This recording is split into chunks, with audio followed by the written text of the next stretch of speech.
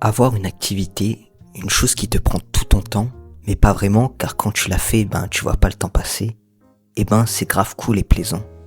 Parce que c'est un moment que tu te consacres pour toi-même sur ton temps libre, où tu peux vraiment créer, t'exprimer et te sentir bien. Dans le cas où t'aimes le sport, ça va être ce moment où tu fais ta séance ou ton match et qu'après tu te sens bien dans ton corps, léger, etc. Ou quand tu dessines, ça va être ce moment où tu prends bien ton temps sur chaque détail. Quand t'écris, ce sera ce moment où tu laisses libre cours à tes pensées et tu crées des histoires incroyables. Et au calme, si tu sais pas encore quel domaine te fait vibrer réellement, alors tu peux tester ces 7 choses qui peuvent potentiellement devenir tes passions.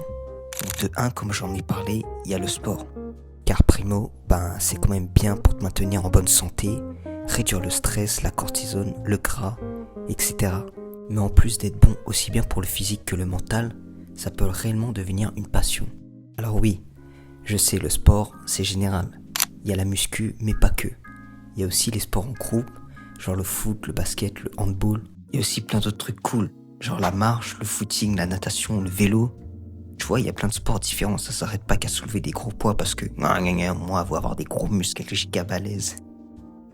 Ou il y a aussi les sports de combat, car ça te permet de développer des skills, des réflexes, bien tout simplement te permettre de te défouler. Donc, j'en ai testé quelques-uns, comme la boxe, le kickboxing ou encore le Krav Maga. Et ouais, recevoir des patates et en donner de temps en temps, ça fait pas de mal. Ça te remet les idées en place et te montrer que t'es vulnérable aussi. Le principal, c'est que tu puisses trouver un sport qui te fasse kiffer et que en plus va te maintenir en bonne santé. Sinon, côté skills, il y a aussi la cuisine. Bon, j'avoue, moi la cuisine, ça s'arrête aux pâtes, au riz et aux œufs, la base quoi. Mais si vraiment c'est ton truc, alors fonce. Premièrement, parce que la bouffe, c'est la vie. Et en plus, il y a plein de possibilités de plats à tester, plein de goûts différents. Enfin, c'est quasi illimité. Et aussi, ça peut réellement avoir un aspect thérapeutique et relaxant. Le fait de faire ça dans ta cuisine, chill, relax, petite musique détente, tu seras dans un mode de concentration, mais pas en mode grind, mais plus dans un état de calme. Pour t'appliquer dans ce que tu fais, tu vas le faire en sorte que ce soit soigné à ton goût. Et ce qui est bien avec la nourriture, que ce soit choisir de la déguster seul, bien tu peux la partager et faire kiffer ta famille, tes potes, etc. Si c'est un truc que t'aimes et que t'aimerais aller plus loin, il y a plein de formations pour t'aider à devenir cuisinier et ensuite tu peux t'améliorer et jusqu'à ouvrir ton propre restaurant, qui sait. Ou bien juste pouvoir cuisiner chez toi des putains de plats stylés juste pour le kiff. En parlant de possibilités multiples, il y a aussi le dessin qui est stylé. Et aussi c'est vraiment cool. Car côté créatif, tu peux faire ce que tu veux. Mais vraiment. Ouais, la seule limite, c'est ton imagination. Et là, pareil, ça a vraiment un aspect détente. Tu vois pas le temps passer, car selon ta création, tu vas bien te concentrer sur chaque détail de ton dessin afin de perfectionner tes traits, tes personnages. Tu peux créer tes propres personnages, ta propre histoire. Pourquoi pas créer un manga aussi, ce serait chouette. Ton propre monde, univers, code, enfin bref, t'es littéralement le dieu de ton œuvre. Qui n'a pas rêvé un jour, en regardant DBZ ou Naruto, de pouvoir réaliser sa propre histoire avec son propre perso principal qui nique tout? Si vraiment il y en a que ça tente, alors allez-y, vous n'avez rien à perdre. Autre passion qui peut être bien, ça va être d'être streamer. Une autre activité qui peut devenir une passion, le stream est l'une des choses les plus populaires que beaucoup veulent exercer. Pouvoir partager ce que t'aimes avec une communauté qui te suit, c'est vraiment stylé. En plus, ça peut être dans plusieurs domaines, genre gaming, vlog, discussion, philosophie, bref. T'es là, t'as juste à te poser, tu parles avec ta communauté, t'attires des gens qui kiffent les mêmes choses que toi, qui te suivront pour ce que t'es. Ok, streamer c'est cool, il y a aussi des points négatifs. Bien sûr, même si ça en a pas l'air, c'est pas facile. En gérer le setup, pouvoir animer, être divertissant, gérer les insultes, les trolls, mais ouais, c'est assez cardio. Donc en vrai, si t'as assez confiance en toi et que t'aimes parler devant une cam en direct live, partager tes passions, alors teste. Et oui, quand tu vas commencer, ça va être chaud aussi, parce que tu peux te retrouver avec 0 viewer, et ça pendant plusieurs mois. Et ça sera à toi de te démarquer et faire en sorte d'attirer des personnes dans le même délire que toi. Alors n'abandonne pas, si c'est ce que tu veux vraiment faire. À un moment donné, ça va prendre BG. Bon, un domaine que je connais plus, la création de contenu. Ça va être un peu comme le stream dans le sens où tu vas faire des vidéos et créer une communauté, une image autour de ta personne. Mais là, la différence, c'est que tu pourras vraiment être créatif et faire un truc de qualité. Il y aura des cuts, et donc quand tu vas dire des dingueries, genre,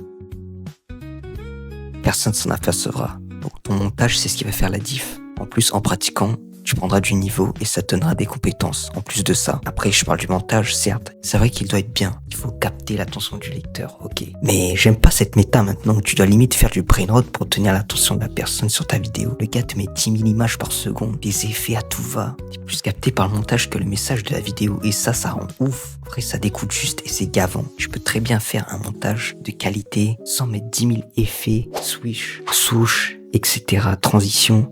Juste trouve ton style, ton univers, ta DA, ton rythme et sois cohérent. Enfin, c'est pas plus compliqué que ça.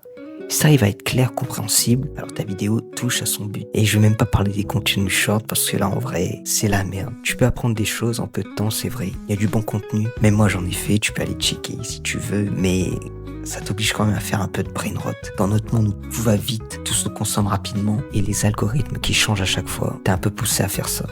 Pour en revenir à YouTube, plus sérieusement, encore là, tu pourras leur parler de plein de sujets que tu kiffes. Bon, après, fais gaffe à pas trop t'éparpiller, sinon la communauté ne suivra plus. De base, tu parlais de voitures et un jour tu débarques en parlant de choix d'étanchéité de climatiseur de morgue. Tu vois, ça fait pas de sens. Franchement, si c'est ce que tu veux faire, alors lance-toi. T'as rien à perdre. T'as même pas besoin d'une caméra et d'un micro à 500 balles. Juste ton tel, si t'as un tel potable, ça fera l'affaire au début. Et quand tu gagneras en vues, en abonnés, alors tu pourras step up. YouTube nous a tous fait rêver pendant notre enfance. Diablo X9, Wartech, Monsieur le V12. Donc pourquoi tu ferais pas toi-même ta propre chaîne? Juste exposer tes pensées en vidéo, mélanger ça à du storytelling, créer ton univers. Je trouve ça méga stylé. C'est important d'être créateur et pas juste consommer. Et surtout, dans la prochaine passion, la musique, tout le monde en écoute. C'est universel. Il y a tellement de genres et de styles différents. Ça transmet des énergies et ça joue sur tes émotions. Ça peut te rendre triste comme méga heureux. Tu peux l'écouter dans tellement de contextes différents pendant que tu taffes, pendant ta séance, pendant ta douche. Et si c'est un truc qui t'intéresse, vu qu'il y a plein de styles différents, tu peux créer tes prods en t'inspirant de ce que tu kiffes. Et selon ton mood, tu peux faire des sons bien vénères ou à contrario, bien chill. Si tu kiffes le rap ou le chant et que tu veux en faire, alors écris des textes, essaye de poser sur des instrus. Des type beats, il y en a plein sur YouTube. Choisis une dans ton style, genre je sais pas, plug ou trap. Tu fais du yaourt pour commencer, c'est-à-dire que tu dis n'importe quoi, mais juste pour trouver ton flow. Ensuite, ta top line, le rythme, tu poses dans les temps et puis voilà. Enfin, après, je m'y connais pas trop, mais sur Internet, tu trouveras plein de conseils utiles. Alors va checker BG. Et ce qui est bien encore avec ça, c'est que c'est illimité. C'est limité seulement par ton imagination. Tu peux faire ce que tu veux, même des trucs expérimentaux chelous. Enfin, si t'aimes juste mettre tes pensées sous forme de mots sur un papier ou des notes et que t'aimes imaginer des histoires, alors je te conseille l'écriture et la lecture. Dans notre monde actuel, on a vite oublié ce que ça faisait de lire. De juste poser nos écrans, prendre un bon livre et le lire. Ça, les gens ont oublié. Ils n'ont plus la patience de le faire à cause de l'attention diminuée par le démon de TikTok. Alors il y a plein d'avantages. Déjà oui, pas d'écran, mais aussi ça travaille ton imagination. Car le fait qu'il n'y ait que du texte et pas d'image, ça élargira ton vocabulaire, qui lui aussi est limité à cause des réseaux sociaux. Tu peux commencer par lire un paragraphe, ensuite une page, puis deux, et ainsi de suite. Et tu verras que plus tu prendras l'habitude, et plus tu seras à l'aise et t'aimeras lire. Et donc si t'aimes écrire, ça va grandement t'aider à créer tes histoires, à bien rédiger, à créer une bonne trame, et à développer ta propre plume. Pour les livres, à toi de voir. Romans, essais de philo, polar, je t'en propose, c'est cadeau BG. Avec ça, il y a de quoi faire déjà. Voilà. T'as plus qu'à partir à l'aventure et à tester ces passions qui n'attendent que toi. Et bien sûr, il y en a plein d'autres que j'ai pas abordé. Tu trouveras peut-être même quelque chose qui a rien à voir avec tout ça. En tout cas, ce qui est sûr, c'est que tu trouveras ce que tu cherches. Si vraiment tu y mets à fond et que tu perds pas ta flamme de shonen. C'était Kuro. Et sur ce, vis ta passion.